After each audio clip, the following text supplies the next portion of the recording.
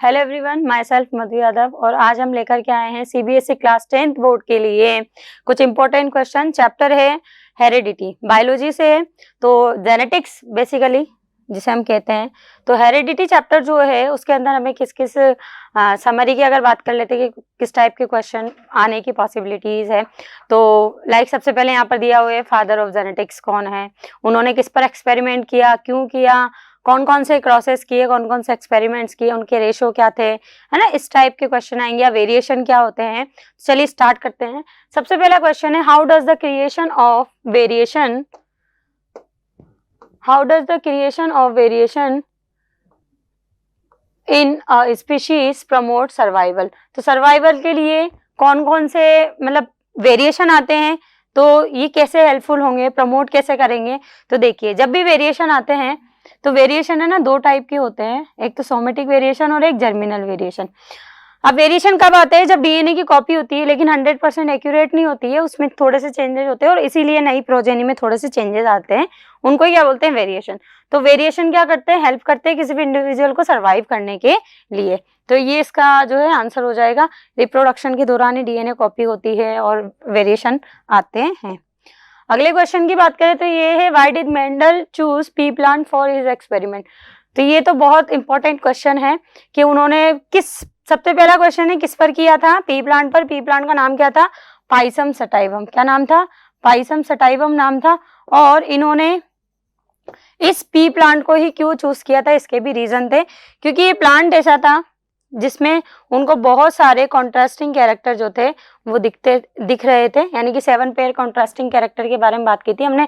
इसके अलावा इसका जो लाइफ साइकिल है बहुत शॉर्ट होता है, एनुअल प्लांट होता है। और एक इसमें सबसे इंपॉर्टेंट बात है, इसका फ्लावर क्या होता है, बाइसेक्सुअल होता है ना। तो जरूरत पड़ने पर, वैसे तो ये क्या है, सेल्फ पोलिनेटेड है, प्रोमिनेंट क्या है, सेल्फ पोलिनेटेड है, पर जरूरत पड़ने पर क्या किया जा सकता है, क्रॉस पोलिनेशन किया जा सकता है। नेक्स्ट क्वेश्चन है डोमिनेंट कैरेक्टरिस्टिक क्या होते हैं और रिसेसिव कैरेक्टरिस्टिक क्या होता है। तो डोमिनेंट कैरेक्टरिस्टिक का मतलब होता है कि जो कैरेक्टरिस्टिक F1 जनरेशन में दिखेंगे उन्हें क्या कहते हैं, डोमिनेंट कैरेक्टरिस्टिक। अब F1 जनरेशन कौन सी F1 जनरेशन, जब हम प्योर प्लांट्स के बीच में क्या करवाएंगे, प्योर प्लांट्स के बीच में या प्योर ट्रेट वाले इंडिविजुअल के बीच में क्रॉस करवाएंगे, तो जो जनरेशन सबसे पहले मिलेगी उसे बोलते हैं F1 जनरेशन।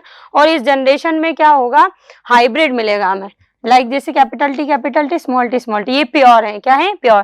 क्योंकि अगर टॉल की बात करूं तो ये वाला क्या होता है, हाइब्रिड टॉल भी होता है, इसलिए मैंने प्योर बोला है। फिर यहाँ पर जो जनरेशन मिली F1 जनरेशन, और इसमें जो कैरेक्टर अपने आप को रिप्रेजेंट करेगा वो डोमिनेंट, जो नहीं करेगा वो रिसेसिव कैरेक्टर होगा। नेक्स्ट क्वेश्चन है write the sex of the baby that inherit Y chromosome from the father. Father से क्या मिला है उसको, वाई क्रोमोसोम। आपको अगर पता होगा, ये थोड़ी देर में और क्वेश्चन पे डिस्कस करेंगे हम डिटेल में। तो ये मदर फादर की बात करें तो मदर के पास में XX क्रोमोसोम होते हैं, फादर के पास में XY। ऑब्वियसली बात है, फादर के पास से उसे एक बार X और एक Y मिल सकता है, 50-50% पॉसिबिलिटीज है। ये हेट्रोगेमेटिक है, ये होमोगेमेटिक है। तो Y अगर मिल रहा है तो आने जो ये जनरेशन होगी वो क्या होगा, बॉय होगा, क्योंकि मदर से तो उसको दोनों टाइम क्या मिलेगा, X ही मिलेगा। नेक्स्ट क्वेश्चन है name the plant medal use for his experiment. तो किसको किया था उन्होंने, पी प्लांट, नाम भी लिखेंगे उसका, पाइसम सटाइवम। फिर उसके बाद में पूछा गया है कि उसको F1 जनरेशन में क्या मिला, क्या रेशो था। तो अगर बात करें F1 जनरेशन की और उसके बाद में F2 जनरेशन की, तो ये था कि ये F1 जनरेशन, ये हो गई F1 generation, capital T small T, और इसको जब सेल्फ पॉलिनेटेड कराया तो इस तरीके से क्या हो गया, नए प्लांट उनको मिल गए, capital T capital small small T. तो यहाँ पर ये जो जनरेशन थी ये थी F2 जनरेशन। तो यहाँ पर रेशो क्या हुआ, फिनोटाइपिक रेशो हुआ 3:1, यानी कि टॉल ड्वार्फ। टॉल और ड्वार्फ का कितना था, टॉल कितने हैं, 3 है, और एक ड्वार्फ था। और अगर जीनोटाइप की बात करें तो एक तो ये रहा, 2 ये रहे, एक ये रहा, है ना। तो इस तरीके से कैपिटल टी कैपिटल स्मॉल और स्मॉल टी 1:1। ये इसका क्या था, जीनोटाइपिक रेशो, क्या था, जीनोटाइपिक रेशो था।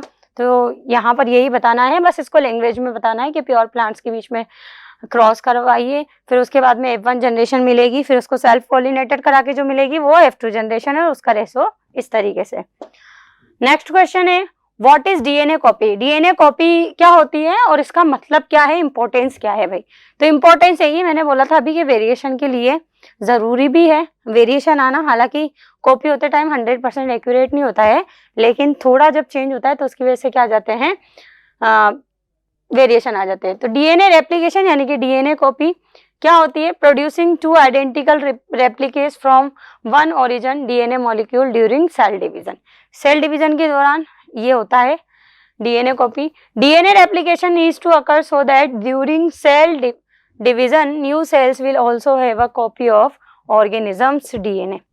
सेल भी डिवाइड होती है तो उनके पहले क्या होता है, प्रिपरेटरी फेज में इस तरीके से डीएनए भी रेप्लिकेट होता है।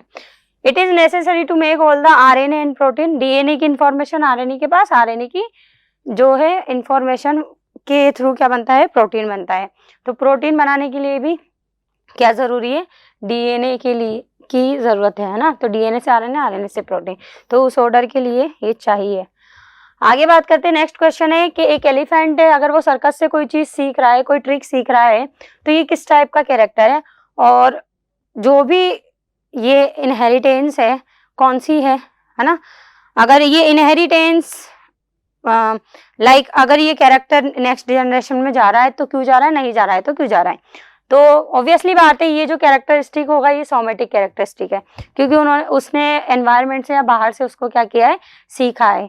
तो ऑब्वियसली बात है वो क्या नहीं होगा, इनहेरिट नहीं होगा, यानी कि उसकी आगे वाली जनरेशन में वो ट्रांसफर नहीं होगा। तो एक तो आ जाएगा इसका नहीं, कि नहीं है ये। दूसरा क्यों नहीं है उसका रीजन भी आपको बताना है। नेक्स्ट क्वेश्चन है, ये 3 तरीके से, कितनी भी तरीके से क्वेश्चन आ सकता है कि ह्यूमन के अंदर फीमेल चाइल्ड और मेल चाइल्ड की जो प्रोबेबिलिटी है वो इतनी होती है 50-50% की बात करें। फिर उसके बाद में है कि एक आता है कि मेल रेस्पॉन्सिबल होता है, फीमेल नहीं होता है सेक्स डिटर्मिनेशन के लिए, वाई जस्टिफाई कीजिए तो भी यही आंसर होगा इसका। और एक डायरेक्ट ही आ जाता है कि किसी भी चाइल्ड का सेक्स डिटरमाइन कैसे होगा। या एक क्वेश्चन और बन सकता है कि ह्यूमन के अंदर सेक्स डिटर्मिनेशन को एक्सप्लेन कीजिए। तो सबका आंसर यही होगा। तो यहाँ पर क्या होता है, ह्यूमन के पास में 2 टाइप के क्रोमोसोम है। अगर ये 46 क्रोमोसोम है तो इसमें क्या होंगे, 2 टाइप के क्रोमोसोम है। एक तो होते हैं ऑटोसोम जो दोनों में सेम होते हैं, मेल और फीमेल में ही होंगे 44, और बाकी जो दूसरे होते हैं सेक्सुअल क्रोमोसोम उन्हें बोलते हैं एलोसोम। ये कितने होंगे, 2, यानी कि 1 पेयर होंगे। और यही क्या होते हैं, एक सेक्स तो फीमेल में और XY मेल में होते हैं। और अभी मैंने थोड़ी देर पहले बताया था किस तरीके से होगा, ये है, ये मदर, ये फादर, ठीक है, ये इनके गैमेट्स बने, एक सेक्स, ये बन गया XY। अब यहाँ से ये, तो ये बन गई गर्ल, ये बॉय, ये गर्ल और ये बॉय। तो इस तरीके से ये क्या हो जाएंगे, 50-50% गर्ल और बॉय होंगे। तो यहाँ पर ये इसका क्रिस क्रॉस जो बताते हैं, ये बताना जरूरी है। अगर इस टाइप का क्वेश्चन आता है तो ये भी बताना जरूरी है। उसके बाद में एक क्वेश्चन पूछा गया है, in pea plant round seed is dominant. अब बोला गया है राउंड सीड, जब भी हम राउंड सीड सुनते हैं तो हमारे दिमाग में एक ही चीज आती है, डाईहाइब्रिड क्रॉस, क्योंकि हमने राउंड को येलो के साथ लिया होता है या टॉल प्लांट के साथ लिया होता है। लेकिन हमेशा ऐसा नहीं है, राउंड सीड ही बोला है उसने केवल, अभी उसने दूसरा कैरेक्टर नहीं बताया है। ओवर रिंकल, यानी कि राउंड तो क्या हो गया डोमिनेंट, रिंकल क्या हो गया रिसेसिव कैरेक्टर है, यानी कि ये क्या हो गया मोनोहाइब्रिड क्रॉस है। डाईहाइब्रिड क्रॉस की तरह हमें इसे ट्रीट नहीं करना है। तो क्या क्वेश्चन पूछे गए हैं, mention the genes for the trait of person, parent, parent का जीन क्या होगा। तो राउंड के लिए क्या यूज करते हैं, कैपिटल टी क्या यूज कर, राउंड के लिए क्या यूज करेंगे, कैपिटल आर, रिंकल के लिए यूज करेंगे स्मॉल आर। तो ये इनके क्या होंगे, जीन्स होंगे। सेकंड क्वेश्चन है, state the trait of F1 hybrid. F1 hybrid क्या होगी, जैसे जब हम टोल डॉर्फ में कराते हैं तो क्या होता है, टोल ही तो होता है ना इस तरीके से, कैपिटल टी स्मॉल टी, तो ये भी इस तरीके से ही होगा, है ना, कैपिटल आर स्मॉल आर, यानी कि सारे क्या होंगे राउंड हाइब्रिड। और लास्ट क्वेश्चन है, what is the ratio of F2 generation. F2 generation का रेशो होता है 3:1, ये तो होता है फिनोटाइप, और 1:1 ये क्या होता है जीनोटाइप। और एक क्वेश्चन इसीलिए स्पेशली पूछा गया है, नेम द क्रॉस, इसकी क्रॉस का क्या लिखिए, नाम लिखिए। तो कौन सा क्रॉस होगा, ये मोनोहाइब्रिड क्रॉस, क्या होगा मोनोहाइब्रिड क्रॉस ये होगा। ठीक, आगे बढ़ते हैं। नेक्स्ट क्वेश्चन है, in a cross between plant with purple flower and plant with white flower. अब देखो इस क्वेश्चन में ये बात भी बताई गई है कि जो पहले लिखा हुआ है ना हमेशा वही डोमिनेंट नहीं होता है। क्यों? क्योंकि नेक्स्ट लाइन क्या कह रही है, the F1 generation F1 had all white flower. F1 के पास क्या है, वाइट, और F1 में कौन आता है, डोमिनेंट कैरेक्टर आता है, तो वाइट क्या हो गया, डोमिनेंट हो गया। तो व्हाइट को हम किससे रिप्रेजेंट करेंगे, कैपिटल W से, और पर्पल को किससे करेंगे, स्मॉल w से हम क्या करेंगे, रिप्रेजेंट करेंगे पर्पल को। तो इस तरीके से अगर बात करें तो बिल्कुल इनकी इनहेरिटेंस बिल्कुल वैसी बतानी है जैसे हम टॉल और ड्वार्फ की बताते हैं। इसमें सारा हमें स्टेप वाइज लिखना है कि ये वाइट कैपिटल W हो गया, स्मॉल w पर्पल हो गया, फिर इसके बाद में ये इनकी क्या करवा दी, F2 जनरेशन तक इनका क्या करवा दिया, क्रॉस करवा दिया। तो क्वेश्चन क्या है, what are the genotype of F2 individual. F2 individual का जीनोटाइप है, जीनोटाइप पूछा है, फिनोटाइप नहीं, जीनोटाइप पूछा है, तो क्या आएगा 1 to 1 F1 F2 का मोनो हाइब्रिड क्रॉस में। What is the ratio of purple flower, purple flower कितने होंगे, ऑब्वियसली बात है 25% होंगे, कितने होंगे 25% होंगे पर्पल वाले। एक ये क्वेश्चन है, after self pollination in pea plant with round yellow seed following type of seeds were obtained by Mendel. ये बहुत ही अलग क्वेश्चन है। अब इसमें अगर बात करें तो यहाँ पर दिया हुआ है 4 टाइप के, आप देख सकते हैं अलग अलग दिया हुआ है, राउंड येलो दिया हुआ है, राउंड ग्रीन, रिंकल येलो और रिंकल ग्रीन, 4 अलग अलग दिए हुए हैं।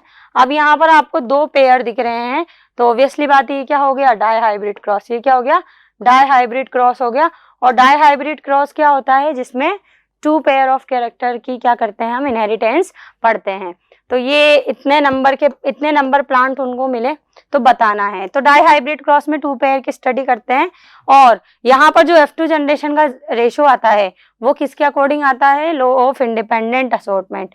किसके अकॉर्डिंग आता है, लॉ ऑफ इंडिपेंडेंट असॉर्टमेंट। और उसकी वजह से यहाँ पर क्या आता है, ये जो 9 3 3 1 जो रेशो है, इनमें से 9 और 1 तो क्या है, पेरेंटल कॉम्बिनेशन, कौन सा, पेरेंटल। बाकी जो दोनों है 3 3 ये क्या है, न्यू कॉम्बिनेशन है। यानी कि राउंड येलो ये 9 हो गए, रिंकल ग्रीन क्या हो गए 1, बाकी 3 3 ये दोनों है। नेक्स्ट बात करें लॉ ऑफ सेग्रीगेशन या law of purity of gametes. अगर क्वेश्चन आता है तो क्या है, तो लॉ ऑफ सेग्रीगेशन का मतलब है गैमेट क्या होते हैं, सेग्रीगेट, सेग्रीगेट मतलब अलग अलग होना।